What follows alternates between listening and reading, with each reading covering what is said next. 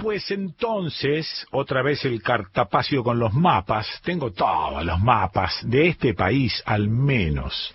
Y justamente Estudio País trátase de un programa que recorre el país y en este caso tengo a la vista el mapa de San Juan, provincia de San Juan. Está ubicada en la región de Cuyo, al oeste del territorio argentino. Limita con 3 provincias, al noreste con La Rioja, al sureste con San Luis y al sur con Mendoza. San Juan tiene una frontera internacional porque al oeste limita con la República de Chile. Se calcula, otra vez el tema de la población y del viejo censo de 2011, se calcula actualmente en 800.000 personas que viven en San Juan. Hago un zoom y me voy a la ciudad de San Juan y ahí aparece entonces un montón de pequeñas y grandes poblaciones que rodean a la capital. Bueno, ahí está. Santa Lucía, Caucete, Villa Krause, Villa Aberastain, Rivadavia, Ibañez, Paula Albarracín de Sarmiento, Villa General San Martín, El Salvador, etcétera, La Rinconada, Carpintería. Bueno, ya empiezan otras más lejanas que no viene al caso mentar. La ciudad está en el paisaje de la precordillera. La capital sanjuanina se ubica sobre la margen derecha del río San Juan, 650 metros sobre el nivel del mar, mira vos, coincidente con la altura de San Marcos Sierras. Población actual, la ciudad de San Juan está habitada en la actualidad por más de 480.000 personas. Bueno, LRA 23, AM 910 FM, 101.9 Radio Nacional. Rumbeando para Hachal, montado en burro, talón y talón. Yo me encontré a Melisa, solita su alma por el cañadón. Melisa, Trad, Malmod, ¿estás por ahí? Sí, estoy por acá escuchándote. Amo tus introducciones siempre. No, bueno, te iba a cantar Sanjuanina de Sol, iré hasta tu molino a moler.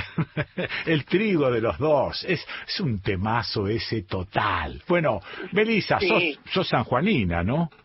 Sí, soy sanjuanina y estoy acá desde la Radio Nacional San Juan, el LRA 23. Ah, muy bien. ¿Y haces radio desde muy pequeña? Sí, la verdad que siempre tuve como mucha pasión por la radio.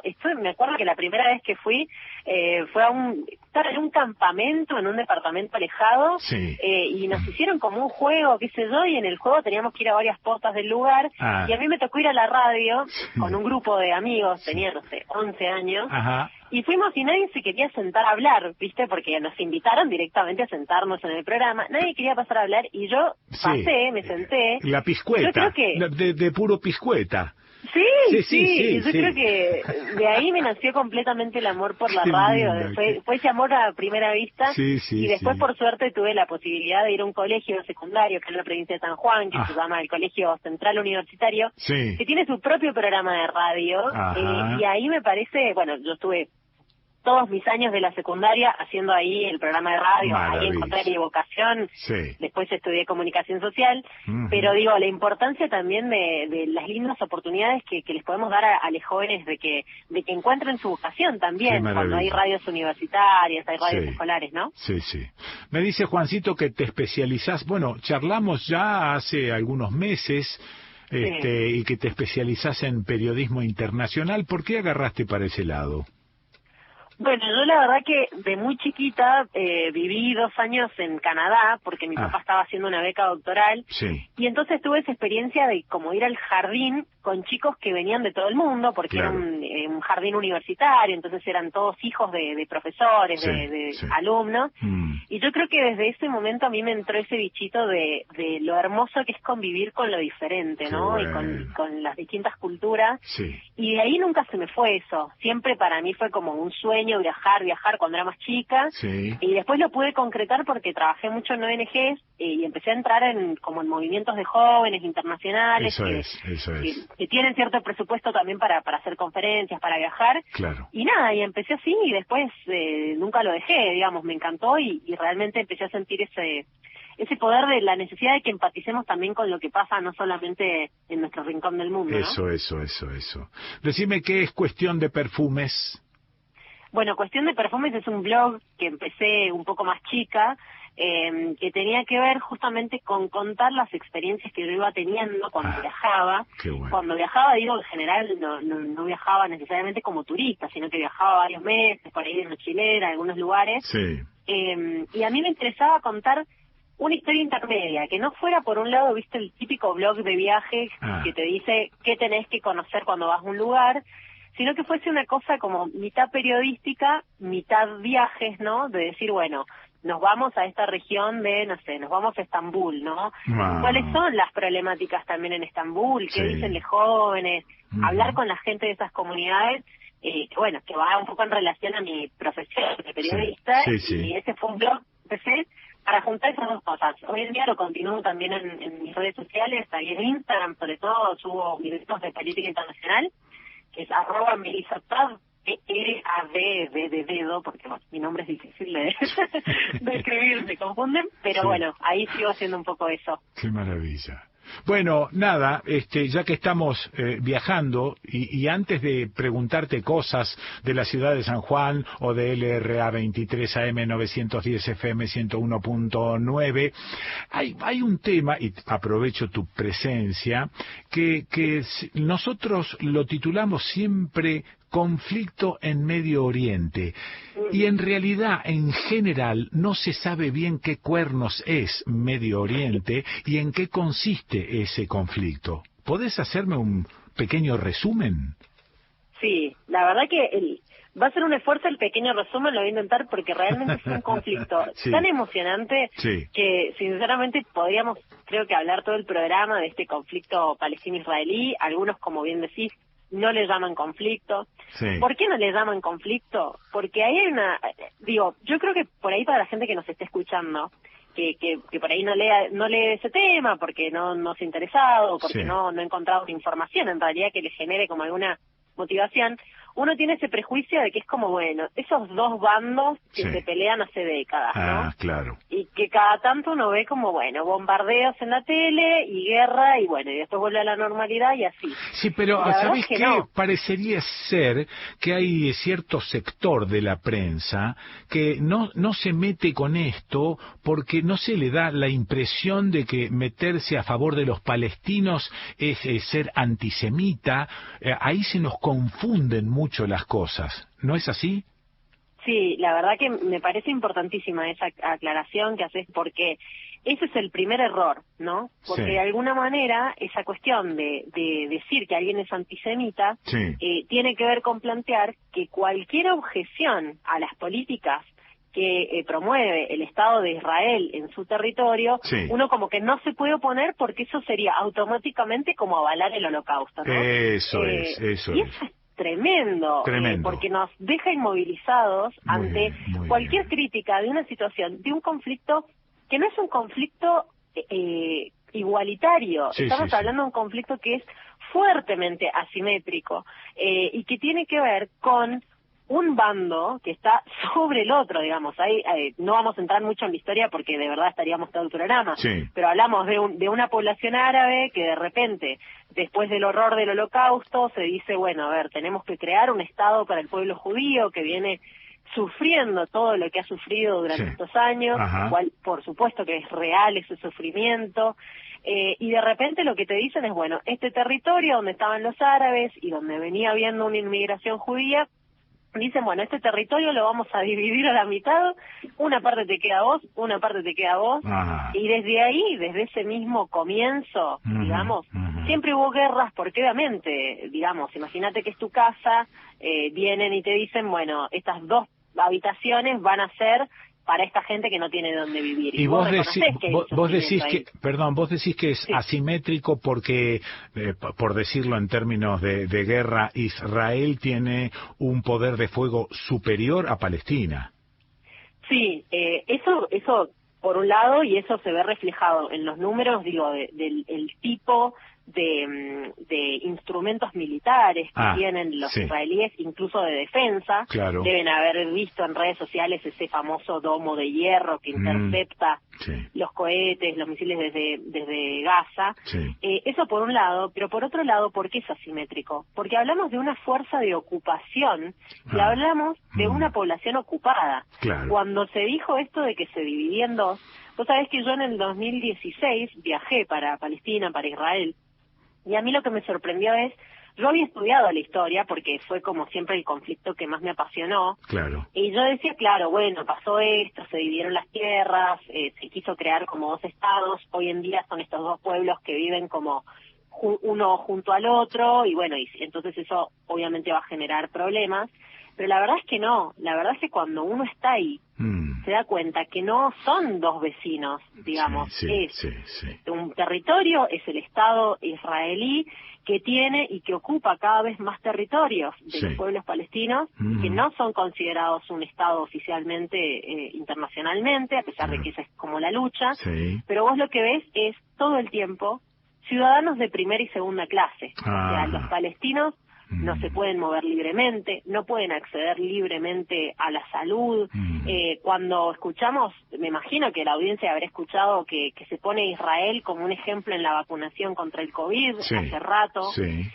Y la verdad es que sí, sin duda esa vacunación esa campaña fue tremenda, pero mientras vacunaban a su población, no vacunaban a los palestinos.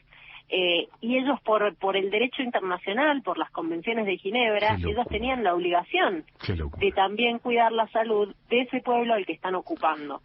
Es un nivel de injusticia a lo que uno ve todo el tiempo y quizá acá simplemente en la radio les prendemos la chispita para quienes se interesan en el tema, porque daría para mucho seguir hablando del conflicto, pero sí me interesa que quede esa idea de que no es un conflicto entre iguales, ¿no? Que hay una fuerza ocupada, una fuerza que ocupa. De hecho, muchos especialistas le denominan a lo que hace Israel con Palestina un apartheid. Recordarán ustedes de Sudáfrica, ¿no? Claro. De los ciudadanos de primera y segunda clase, donde no todos tienen los mismos derechos. Y entonces me parece que con esa premisa uno tiene que empezar a investigar qué es lo que pasa cada vez que nos llegan noticias de ese lugar, ¿no? Tratando de liberarse de la presión de sentirse antisemita porque estás criticando al Estado de Israel, por ejemplo. Claro, es que son compatibles, o sea, uno puede reconocer el horror del Holocausto, impresionarse ante todo eso que sucedió, que uno dice, ¿cómo puede haber pasado esto? ¿Cómo alguien pudo haber permitido que sucediera? Y al mismo tiempo pensar qué clase de crímenes está cometiendo Israel hoy sobre la población palestina, ¿no? Eso me parece que es fundamental. Bueno, está bien, porque esto te pedí una especie de pequeño resumen, e hiciste un pequeño resumen. El que quiera más información pone, no sé, Franja de Gaza, altura del Golán, etcétera, y bueno, y ahí tendrá otro tipo de detalles. Pero esto fue una especie de observación general del tema, y me gustó. Me gustó. Sí, y que te escriban y hacemos un programa completo, si querés, del conflicto Israel-Palestina. De todas maneras, les dejo la data que yo en estos videos que hago, les comentaba, tengo toda una serie en mi Instagram explicando este conflicto y explicando las distintas aristas, y siempre dejo como cajitas de preguntas también para que la gente me haga preguntas y yo hago videos sobre eso. Está bien. Para explicar un conflicto que imagínate que tiene 1000 aristas. ¿Dónde busco esos videos? Bueno, los pueden encontrar en @MelissaTrad, TRAD, lo encuentran en Instagram, y si no, he abierto también un canal de YouTube, que también es bajo el nombre de Melissa Trad, y ahí pueden ver algunos de los videos donde, bueno, vamos entrando más de lleno en los detalles del conflicto. Está bien. Bueno, ahora voy a justificar que te llamé a San Juan. Me parece bien. Bueno, no, me pasó una info, Juancito, con respecto a la suspensión de las elecciones en la Universidad Nacional de San Juan, y esto es, meterse con la institución y la posibilidad de cierta independencia de esa institución. Contame. Sí, vos sabés que la provincia de San Juan ha estado revolucionada estos días con esa noticia. Se las voy a desglosar un poquito también, la vamos a tratar de hacer un resumen de eso. Sí. Lo que sucedió es que, bueno, la universidad ya tenía que tener elecciones, la Universidad Nacional de San Juan tenía que tener las elecciones para renovar a sus autoridades. Sí. Estas elecciones ya deberían haber sido el año pasado, se habían prorrogado un año por, bueno, la cuestión de la pandemia, ¿no? Pero lo que sucedió ahora específicamente, hace unos días, fue que la Sala A de la Cámara Federal radicada en Mendoza suspendió provisoriamente las elecciones de la Universidad Nacional de San Juan que se iban a llevar a cabo este 10 de junio. ¿Pero tiene competencia para hacer eso? Sí, sí tiene competencia, ahora se los voy a contar un poquito. Cuando digo suspendió, de todas maneras, te cuento para que te imagines la locura que fue esto, que la suspendió, digamos, la noche anterior a las elecciones. Ya estaba todo listo, la gente iba a ir a votar por este recambio de autoridades en la Universidad Nacional de San Juan. Nos desayunamos un poco esa noticia. ¿Y por qué sucedió esto? Bueno, esto sucedió porque una consejera superior de la Universidad Nacional de San Juan, estamos hablando de Mónica Morbillo, hizo un planteo a la Cámara Federal, radicada en Mendoza, que cuestionaba esta cuestión de que se incorporen en el padrón a docentes regulares. Estamos hablando de no solamente los docentes concursados, sino también los docentes interinos. Ha habido mucho debate sobre esto ya hace tiempo, de qué pasa con los docentes que ingresan a esos cargos por un concurso abierto de antecedentes de oposición, y quienes son regularizados en realidad sin haber rendido estos concursos, ¿no? La realidad es que, bueno, la presentación de esta consejera superior tenía que ver con que, a pesar de que se habían regularizado alrededor de 1.200 profesores, habían adquirido sus derechos políticos ahora por cuestión de la pandemia, en una regularización que fue automática, que fue muy polémica, porque, bueno, está esto de vos como profesor rendís concurso y de repente eso no. Y entonces esta consejera lo que hizo fue esa presentación ante la justicia para decir que no todos tenían ese derecho a votar ni a candidatearse. Esto traía, imagínate que esto podía llegar a ser que dijéramos, bueno, quienes son algunos candidatos, por ejemplo, ya no pueden ser candidatos por esa regla, ¿no? Pero eso es, digamos, a tu criterio, ¿es verdadero el planteo o pasó que se veían venir al zurdaje, como decíamos antes, a un montón de zurditos que iban a asumir en la universidad? Yo sabés que creo que el problema de esto es que acá se han mezclado muchas cosas. Por un lado, a mí me parece que es tremendo que no todos tengamos los mismos derechos políticos, ¿no? O sea, fundamental, es fundamental que podamos votar, que podamos ser elegidos. Eso me parece, de eso hablamos cuando hablamos de derechos políticos, me parece. Y por lo tanto, claro, esta presentación ante la justicia cayó como un balde de agua, porque de alguna manera es atentar contra eso, y por eso se empezó a hablar de cómo puede ser que la justicia se entrometa en las elecciones de una universidad. Nosotras acá en Radio Nacional San Juan hemos hablado con varias personas que estaban ahí al frente del planteo legal, y por ahí lo que nos decían era, bueno, en realidad la justicia sí tiene competencia para hacer esto, porque uno debería tener ese derecho de acceder a la justicia cuando ve que algo de sus derechos también están vulnerados. Entonces, por ahí, eso me parece que realmente fue muy loco, que además todo esto surgiera en estos tiempos, ¿no? De un día para el otro. Por otro lado, sí me parece que esto en realidad lo que arrastra es una disputa de vieja data de esto de la calidad educativa y si los profesores concursan o no. Entonces, me parece que, digamos, explotó en el momento menos indicado, que fue realmente desafortunado que se suspendieran las elecciones. Ya de todas maneras, la Cámara Federal de Mendoza ayer nomás ya se expresó por unanimidad que rechazó este pedido de Mónica Morbillo, o sea, se levantó esta medida previsional que suspendía las elecciones y se va a poder hacer. ¿Y cuándo se hace? Sí, todavía no se sabe, lo tiene que definir el Consejo Superior, pero va a ser en estos días porque las autoridades deberían asumir el 1 de julio.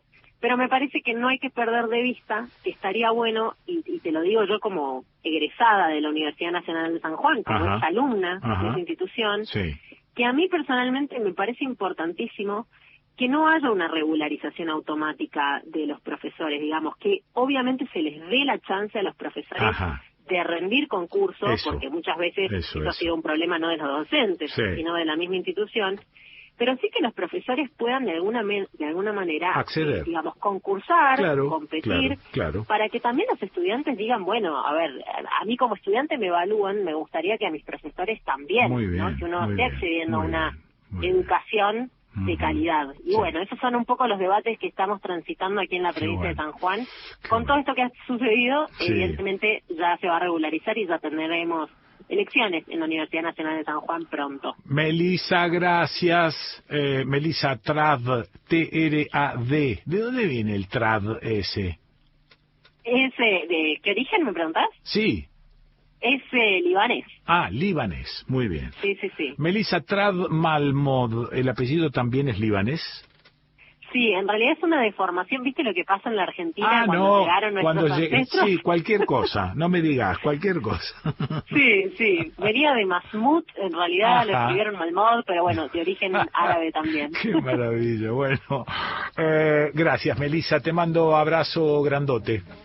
Bueno, gracias a vos, un abrazo a toda la audiencia, yo encantada de charlar con ustedes aquí en Estudio País. Muy lindo, gracias, chau. Chau. La escuchaste a Melissa Trad Malmod. LRA 23 AM 910, FM 101.9, Radio Nacional Ciudad de San Juan. ¿Y dónde la escuchaste? En Estudio País.